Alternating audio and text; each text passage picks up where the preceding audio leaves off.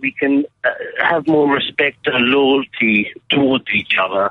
And I think that's really the way to go.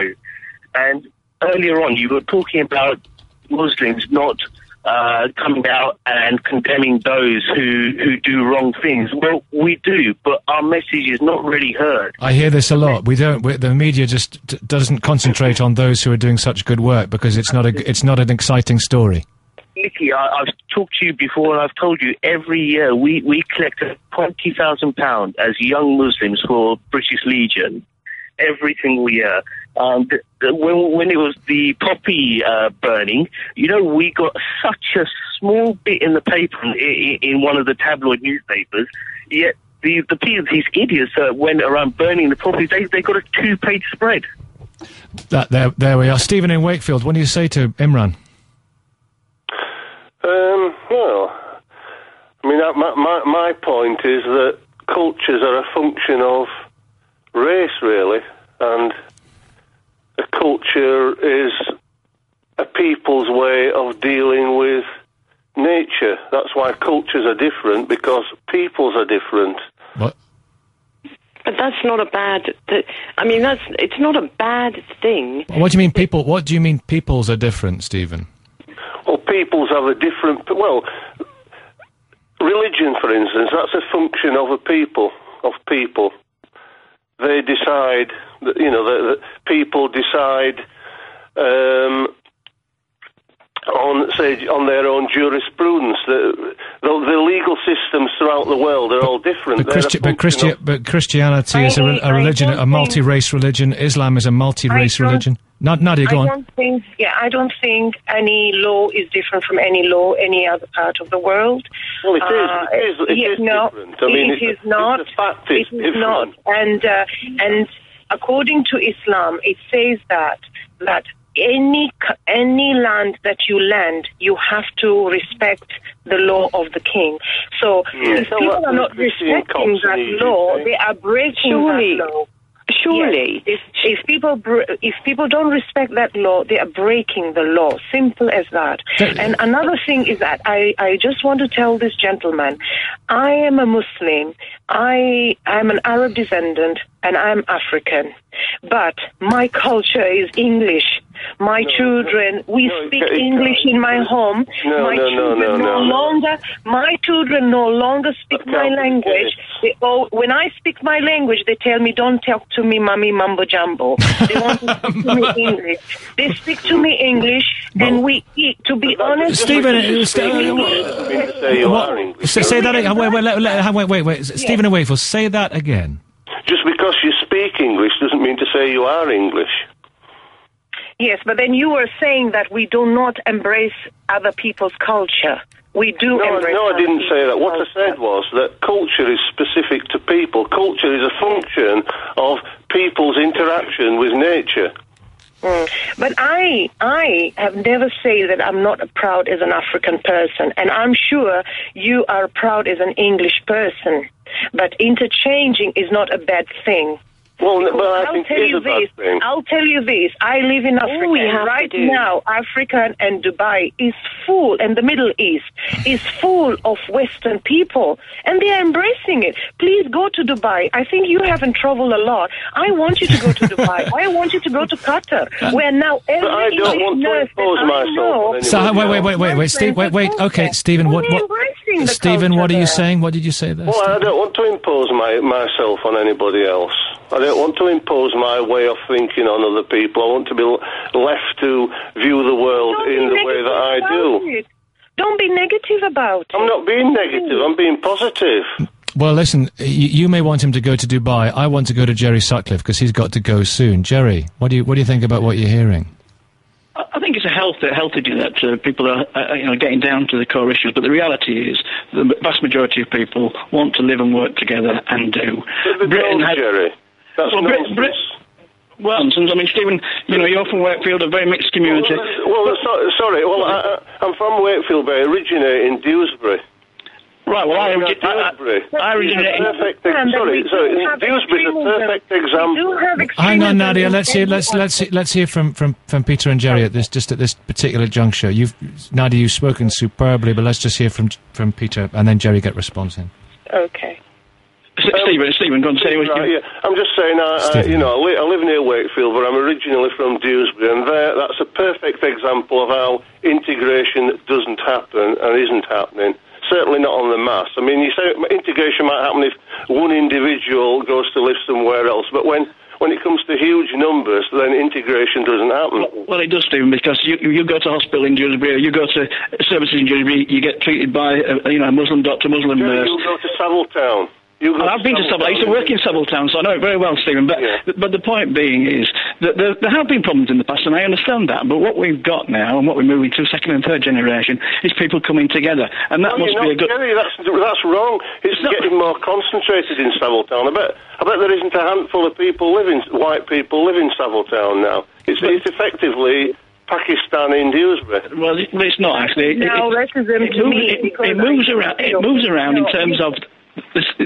What is happening is integration is taking place. It's a powerful thing. It's something that taking place, Jerry.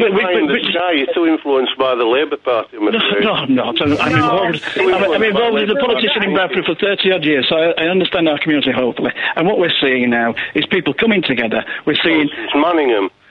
Well, you quote these individual areas. Area, Jerry? Yes, it is. It's an integrated area. Not nonsense. When was the last time you were there? But let's not fall out over a particular area of Bradford. The point of the programme last night was what brings us together, and that's what we should be looking at. And the good news is that in the debate we've had this morning, the vast majority of people do want to live and work together.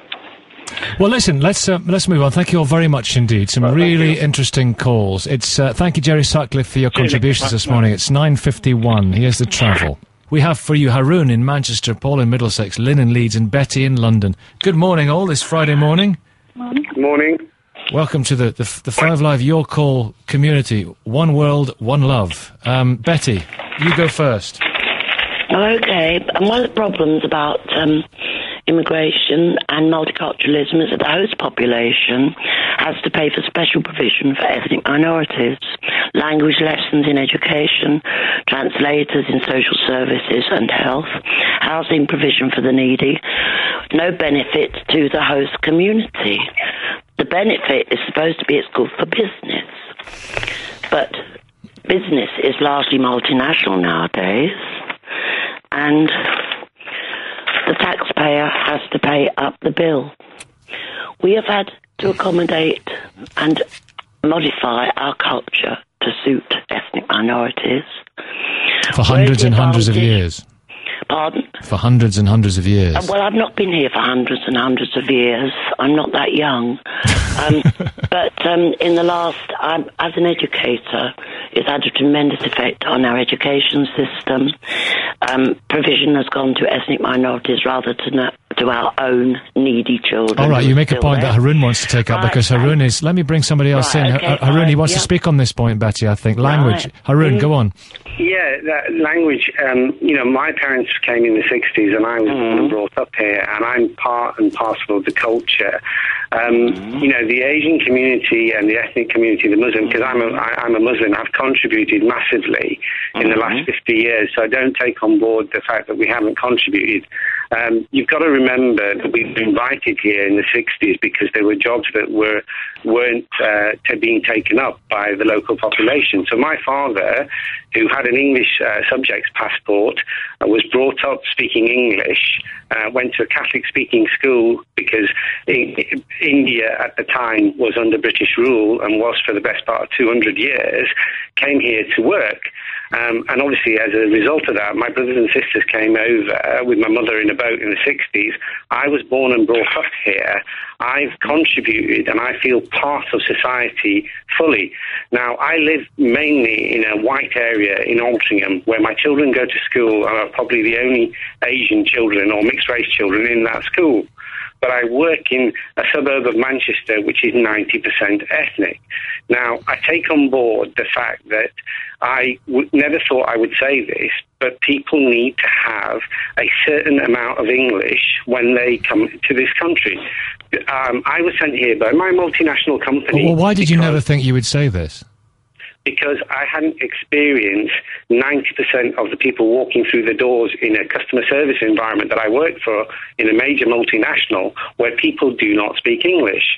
And there were problems that happened as a result because my predecessor didn't speak the languages, but by fate of where I was born and brought up, I'm fortunate that I speak a couple of Asian languages in that my native tongue is Gujarati. I speak Hindi and Urdu, but I speak and think in English because English is what I was brought up in. You dream in English? So actually, the answer was, and I remember a German spy, somebody who was being a spy said this, that if I'm asleep and somebody shouts in English, I will respond in English. And if they shout in Gujarati, I will respond in Gujarati. That's my subconscious choosing without having to think. Jolly good. So I don't take on board that we've not contributed. We have integrated. We've only been here 50 years. We will integrate even more. My children, predominantly their friends, are English from a white background. Doesn't make any difference to them. They don't see it. We're not the same country that we were in the 60s and 70s when I grew up.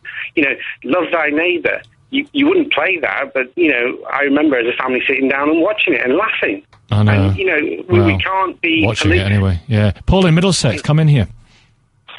Hello, my point, a quick point. Basically, I don't think we'll ever properly integrate with our Muslim friends. And by the way, I've been a mini-cab controller for 27 years, worked with some fantastic Muslim drivers, got on great with them.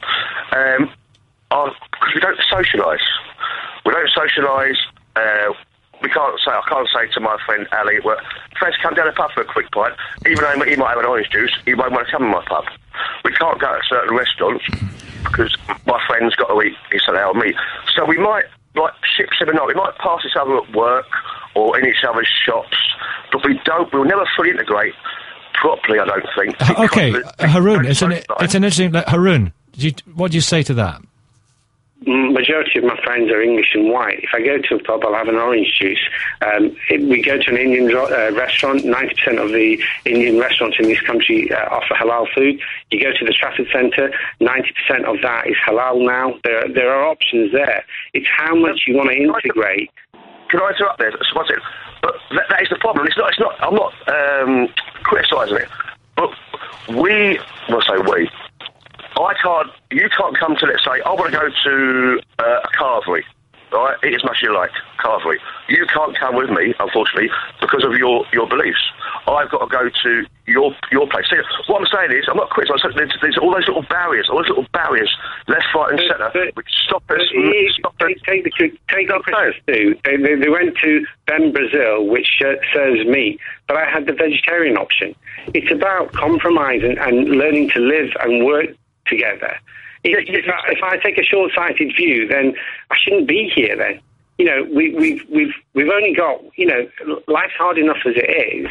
If we don't get on, and 90% of the time we work together, it just makes life very difficult. We won't have a future. We get on and we work together, but there's only a small part of our day. I can't. We don't go in each other's houses. Yeah, well, my friends do, We'll block down the road, I'll meet him in the street, I'll get friendly with him, blah, blah, let's say Faz going down the pub, fancy coming home, the missus cooked the meal, blah, blah, blah. Because there's, I think, a lot of the Muslim rules and regulations, which is fine, we will never properly blend into each other, if you understand what I mean. So what do we do? Do we not even try?